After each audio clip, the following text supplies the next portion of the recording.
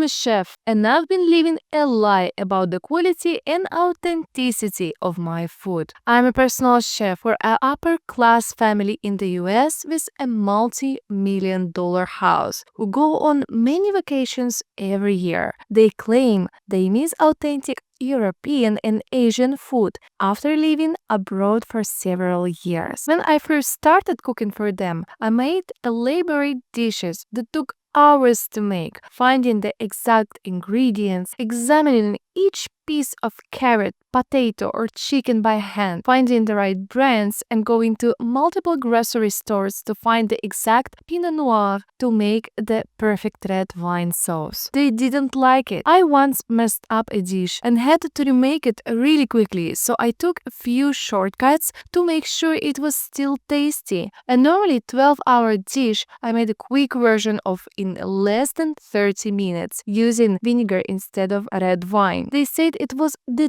tastiest thing they ever ate. It reminded them of the times they were traveling through some European mountains. Since then, I've realized I don't need to spend hours making all the food perfectly authentic. I stopped using expensive brands of wine. Sometimes I don't even use wine at all. Grape juice or vinegar or even sugar seems to taste just as good, if not better to them. I've saved tens of thousands of dollars and probably thousands of hours getting cheaper ingredients that have already been brined or marinated, and they absolutely love it. They even had me prepare larger meals for parties or events, and they'd claim it was authentic French or Italian food. They'd ask me what combination of flour I used to make the pasta that was so clearly handmade. It was 99% boxed pasta from Walmart. Or it was clear I used a very particular Pinot Noir for a Coke au vin, for which I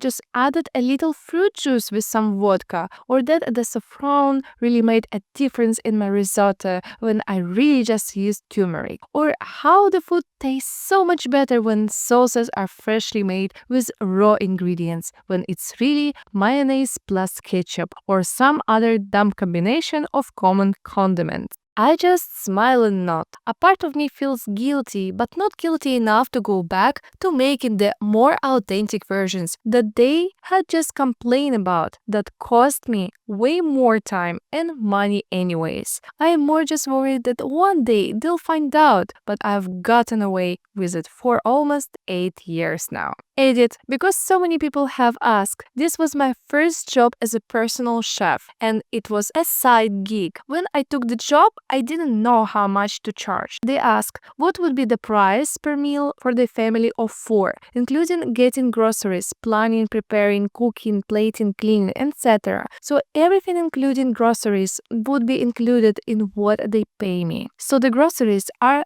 at a business expense. They don't reimburse me for it. It's part of my total fee. To be honest, that fee was vastly undercharging for my time and the amount of work I put in initially, as well as the quality of the ingredients. Rookie mistake as a rookie cook, I guess. Also, I don't regularly serve boxed pasta. No, it's just one of the examples off the top of my head.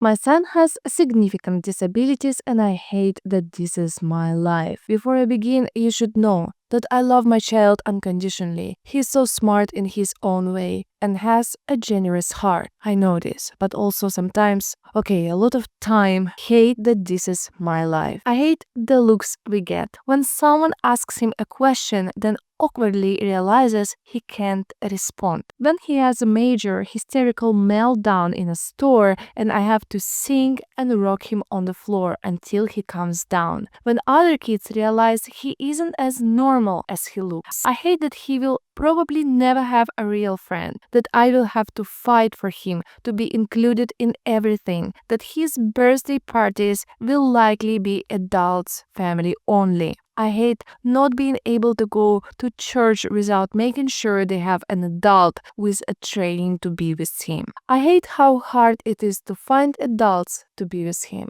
and that I have to be the one to train them. I hate that he will be my only child. I don't know that I can handle a second child with disabilities, and it's not fair to him if we bring a neurotypical child into the mix. It's not fair to the other child either. I hate that he has to be watch 24/7. I never get anything done because I am exhausted from keeping him safe while trying to give him room to grow and learn. I hate the appointments, the juggling of specialists and primary care doctors, and trying to remember who needs to be told what. I hate having to sign a cajillion disclosures to share information, and I hate that even my husband has to ask me what old kiddo has going on. I hate that he hurts me.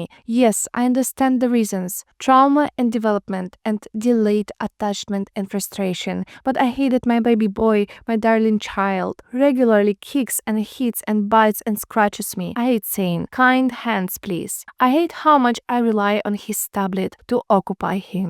I hate when people say it's just a phase or all boys kids do that. It's not true. And they know it, but no one is comfortable enough to say that sounds like it sucks, which is what I really want. I hate that being away from him takes so much planning and money that we can't hire just anyone to watch him. It has to be an adult with training, or a respite provider, which is impossible to get, or a rare, understanding friend, or my husband. Most of all, I hate that I hate any part of being his mommy, because I always wanted to be a mom. And when we find out we couldn't have biological children, I was so happy my husband agreed to adopt. I knew it would be hard. I knew it meant raising a child with disabilities and trauma, and I worked my ass off to prepare for it. But here I am on Reddit telling however many strangers that I hate being a mom to a child with disabilities, because there is nowhere else I can go and be this raw and open about it. And I hate that our society is the kind of place where parents like me can be raw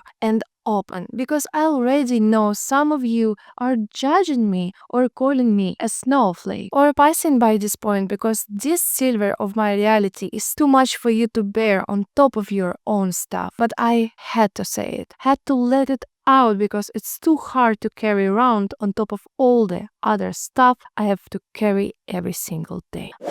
My girlfriend passed away 12 hours after giving birth to our first child. As the title states, my girlfriend, 29 years old, passed away 12 hours after giving birth. A blood clot had formed in her leg during pregnancy. After she had a C-section, she was taken onto the ward to recover. She got up to go for a shower a few hours later, and the clot traveled to her lungs. I'm in a bad place right now. I've cried every day, and there are no words to describe my emotions. The feeling of loss is indescribable, not just for me, but for our son and for my partner's mom and her family as well. The emotional contrast that occurred between that 12-hour period has shaken me in ways that I can't describe. That day went from the best day of my life, our beautiful son being born with the woman I love, to the worst day of my life, and all the future we had planned and prepared and talked about for so long being ripped away in some cruel, horrible, and unfair turn of fate. I honestly don't know exactly why I share this experience on Reddit.